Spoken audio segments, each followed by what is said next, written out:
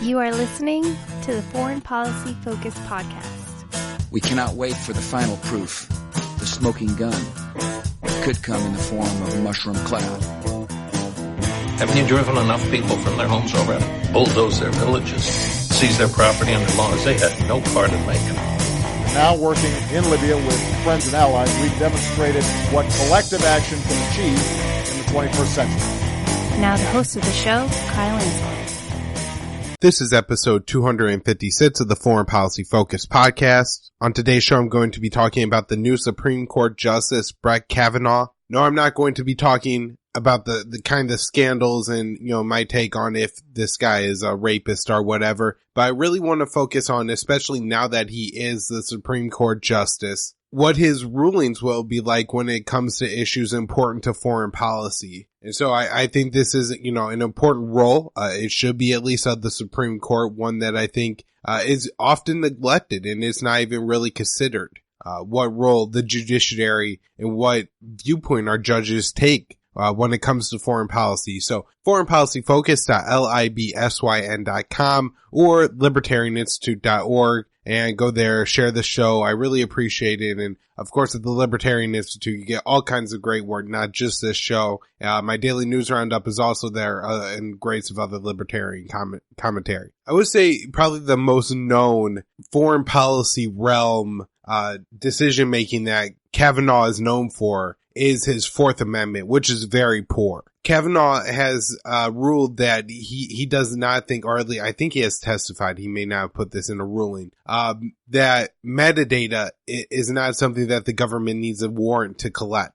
So basically, he kind of says, there's no scandal with Edward Snowden revealed. It turns out that the government could do this if they're just, tracking your phone call data and not the actual call itself. That's in no way in violation of the Fourth Amendment, which, I think most of us would agree is absurd. And, one of the very important amendments, protects us from needless searches and seizures. And really, it is something that stands in the way of, of us having freedom and, freedom of thought and able to do things on their own homes. And so, it's very disappointing to see Kavanaugh's position here, but I want to get into some other stuff. First of all, I found one article written by Kavanaugh related to foreign policy and war powers. I believe this was written in November of 2017, and is actually a review of a book, and I'll go ahead and admit that I haven't read that book. But in there, I think, what's important is that we could read kind of what Kavanaugh feels about American foreign policy. The article is titled Congress and President in Wartime, and I will definitely link to that in the show notes page. I think Kavanaugh's general foreign policy view and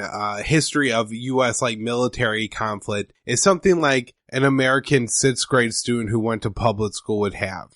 America has always fought defensive wars. We've never really gone overseas to kill people unless they were about to do something really, really bad to their own people. The president really hasn't acted outside of his war powers ever. And, he concludes in the article that the president has generally followed Congress's lead when declaring wars and really sees nothing wrong with the presidential war powers. I think he does make note a couple times that to him, Korea is an exception. It's very interesting that neither Syria nor Libya would also be an exception that he lists. Now, I guess I do have to concede that this may be because he was just concerned about weighing in on a current political issue, whereas Korea is historical and, has less significance as far as what your positions are on, war powers for the Korean War versus the war in Syria or Libya. It's an important thing to remember about the Supreme Court justices in general is that these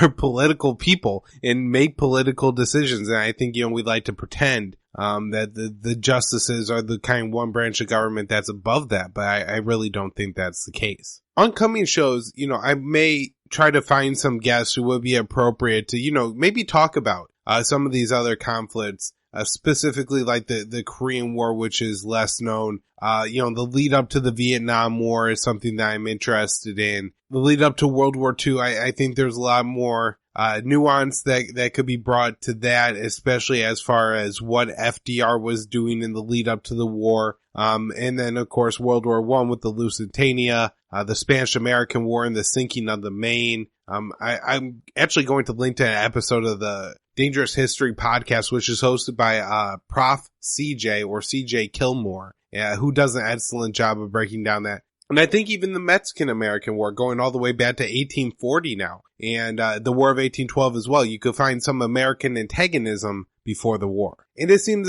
Kavanaugh is aware of none of that, none of the nuance, and like I said, that very kind of black and white, America's a superhero, foreign policy, history narrative that like I said, I think is pretty accurate that American student who goes to a public school would have. What I think was the most disturbing part of his article, and this narrative is very dangerous as well, was just that I don't think he identified anywhere within the Bush administration specifically where President Bush stepped out of bounds as far as it goes, with what he did in the torture program and the extraordinary renditions, the whole lead up to the Iraq war and Afghan war, and then the terror war that ensued. There's also no mention, he kind of concludes that the president has stayed within the presidential powers granted by the Constitution as far as war making goes. He's not saying, well, the president has gone way outside the 2001 AUMF now. I mean, you really can't use that to justify Syria or Yemen. But we don't see this at all from Kavanaugh. All right, there's some other rulings that he's made that are related to foreign policy that I did want to touch on. One of the things done in American courts to really protect the war state is by not allowing anybody to have standing against the U.S. government or, whoever works for the U.S. government. In one case, it was military contractors, and it was Iraqi nationals looking to sue them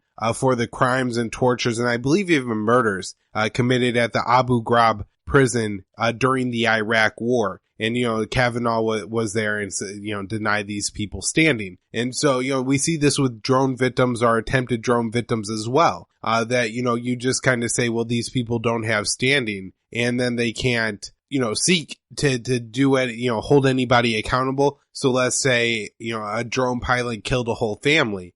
That family can't go through a U.S. court to seek anything from the United States government, because they just say, oh, you don't have standing in our courts. He ruled that federal law does not apply to government agents when they're conducting criminal investigations overseas, and then actually extended in his opinion that he didn't feel that U.S. officials acting in their official capacity could ever be kind of, held in court for any constitutional rights violations of American citizens. So I believe by that standard, the reason I didn't have a show Monday is I was visiting Canada. And so, I was a couple 100 kilometers, I guess, into Canada. And by Kavanaugh's ruling, if, I was stopped by an American official there and detained, they could torture me or do whatever. And, that wouldn't be a violation of my constitutional rights, which, would seem to be insane. But again, if you have this very trivial view of American foreign policy where America's always the good guy, then you don't believe that a federal agent would ever torture an innocent person overseas. Or if they did, they would have a really good reason for it. And so,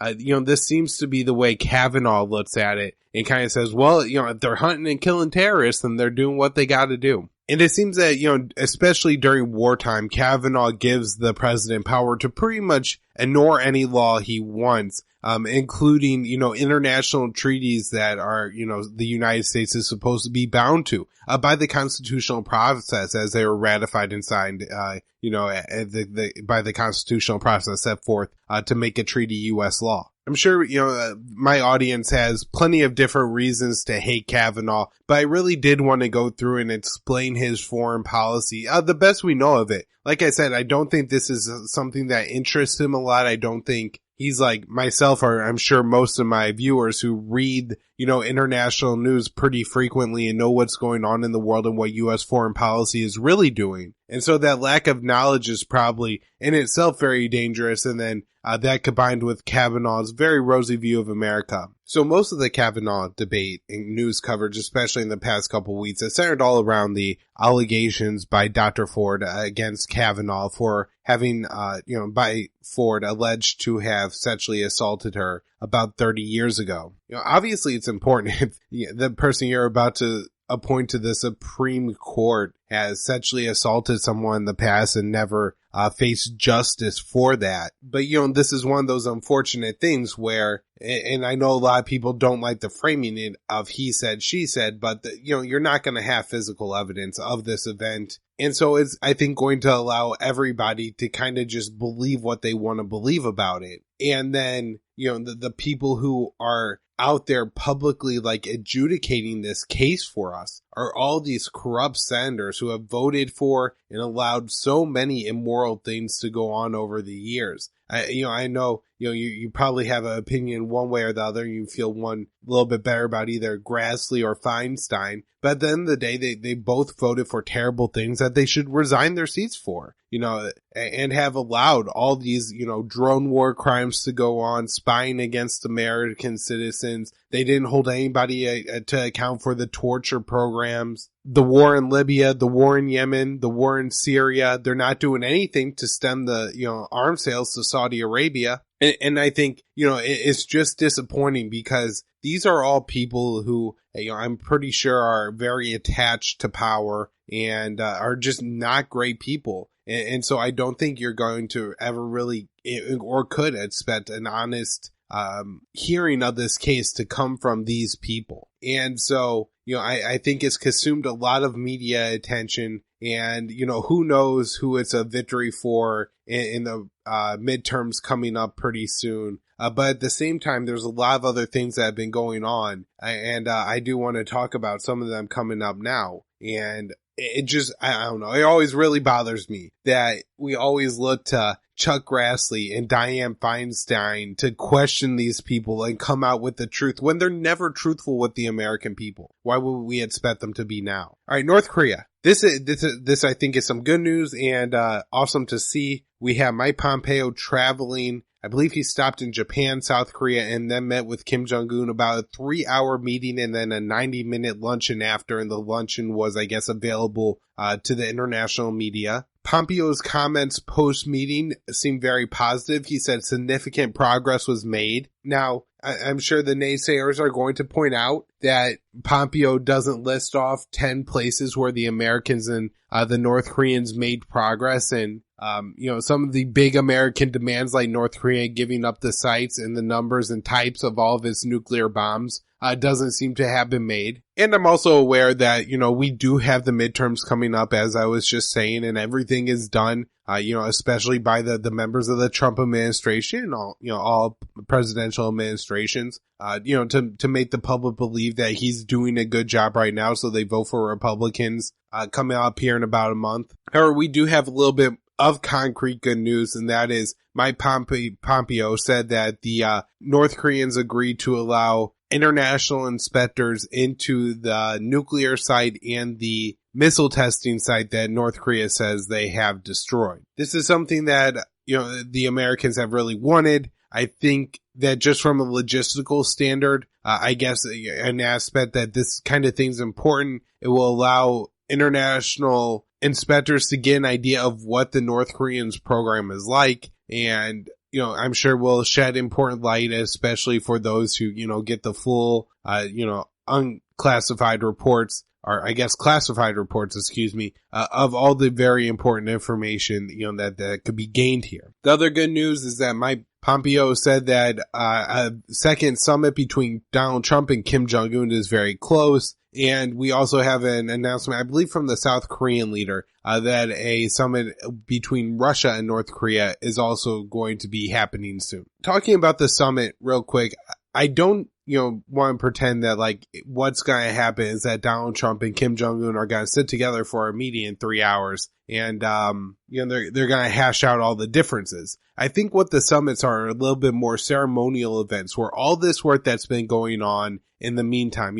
all the meetings between North and South Korean officials, meetings between the North and South Korean president, Mike Pompeo and Kim Jong-un, as well as meetings between, in the letters exchange, not meetings, between Donald Trump and Kim Jong-un, where, they're building all these positive and productive steps towards finding a solution to the hostilities and tensions between the United States and North Korea. And so that summit may be, a great opportunity where we see an announcement, if not the end of the Korean War, but maybe a date that, the armistice will go into a full out peace deal. Now it does, seem like we're still many hurdles away from the United States having a complete and verified and then destroyed picture of North Koreans' nuclear and missile capabilities, destroying all that, all those different missiles and nukes. However, I really do believe that, this is going on the right path still. Afghanistan. Over the weekend, October 7th was the 17th anniversary of the U.S. invasion of Afghanistan. Really, it's to look at that war and realize, what's gone on for these past 17 years. And then what's happening today when it's so obvious, on the 17th anniversary, the Taliban launched massive attacks across Afghanistan. They lost a lot of men, but they took some ground. And that after 17 years, we're still losing this war. It's really insane and unbelievable. Over the weekend, I think about 200 people were killed in fighting in Afghanistan. Most of those, I believe about 150 were members of the Taliban, with far fewer, maybe 40 or more, being members of the Afghan army. However, again, if you look at where the gains were made at the end of the day, and not just about body count, because, as Afghanistan and, Vietnam historically proved that body counts don't necessarily win these insurgency style wars. Just gonna give an update here is something I talked about on Friday's show, which I think is a very interesting and probably going to be a very important story. And that is a Washington Post journalist, or I guess a guy who had written for the Washington Post. He was a critic and a Saudi citizen of the Saudi administration. And he was in Turkey with his, I guess, fiance, and he walked into the Saudi consulate to get a marriage certificate, from his homeland, and hasn't been seen since. Turkey now alleges that this journalist was killed. This would be, I think, a pretty big deal. Turkey is a NATO member country, and I think for the, kind of U.S. and the rest of the West to turn a blind eye to what Saudi Arabia did in a country that's a NATO member may be a little too much. Who knows? I mean, the guy may not be dead. Maybe in a couple weeks he's going to turn up just fine. Or, maybe in a couple weeks he'll look like he spent a couple weeks in a Saudi torture prison. All these things are possible. But as Scott Horton put very well in a recent interview, that the kidnapping of this journalist is a story. And so this may be a real issue for, kind of the Saudis, as far as it goes as their image in the American press versus, Yemen, which is a statistic. Just because there's so many people that are dead, then nobody really envisions this. But if you had this one guy who's written for the Washington Post, that kind of certifies you definitely not to be a terrorist. I don't know how a 4-year-old little Yemeni girl who got blown to bits could possibly be a terrorist, or a little Yemeni boy who I saw the father posting on Twitter died, I guess, of deprivation after 28 days of life, could possibly be a terrorist. Americans could tend to look past that, but this is the kind of thing that could become a real story, and, since it's a mystery, drag on for a few weeks and become a propaganda issue for the Saudis. Rand Paul, Senator Paul, has seized on this issue and is saying that he is going to block weapon sales to Saudi Arabia and force votes on them. So, it will be a real shame if tens of thousands or possibly even hundreds of thousands of dead Yemeni civilians wasn't enough to sway Congress not to sell bombs to Saudi Arabia. But if it means one journalist, and that's what finally turns the tide, then, I think that would definitely be something to celebrate. Last thing I want to talk about, Iranian oil exports. Back in May, and really throughout the whole Trump administration, he was threatening to put the sanctions back on Iran. In May, Trump announced that the United States would be withdrawing from the JCPOA, the Iran nuclear deal, and U.S. sanctions, against Iran would start to go back in place. And the U.S. is threatening secondary sanctions against any country that doesn't comply with the U.S. sanctions on Iran. This has put European countries who export a lot of oil from Iran, China, and India in interesting positions. All these countries have slightly different relationships with the United States. I mean, the Western European countries you would describe as close allies. India would be a state that we sell weapons to, and there are definitely good diplomatic relations between the United States and India versus China, who isn't, I guess, quite an enemy or a state that we treat like Iran or North Korea, but, is somebody that the Trump administration has labeled as a revisionist power. And, they actively say there's a trade war going on between the U.S. and China. I guess China has slowed some of its oil exports from Iran, but continues to import a lot of Iranian oil. India has said that they're going to continue to buy oil from Iran despite the sanctions. And even our European allies have started to look towards finding ways to bypass the U.S. sanctions against Iran. That being said, this has really hurt Iranian oil exports, which was about 2.5, I believe, million barrels of oil a day. In the spring, this is now down to under 1 million barrels of oil per day. So I'm sure this is going to have effect on the Iranian economy and, possibly, politically empower the hardliners in Iran who told the Iranian President Rouhani, who looked to make a deal with Obama, that was a terrible deal. And I think, if the sanctions go back on Iran and the U.S. is now in a position with tight sanctions on Iran and we're, making impossible demands of Iran, I do think it's going to be seen as a failure, the Iranian nuclear deal. Now, there are things that could still make the Iranian nuclear deal work. And part of that is the United States not putting secondary sanctions against the European countries or the European countries ignoring them and continuing to buy and sell products with Iran. All right, everyone, that's where I'll wrap up today's show. I hope you enjoyed it. Forwardpolicyfocus.libsyn.com, libertarianinstitute.org. If you really like the show and want to support, patreon.com/foreignpolicyfocus, at KYAAALE on Twitter, and Facebook is Libertarian Union.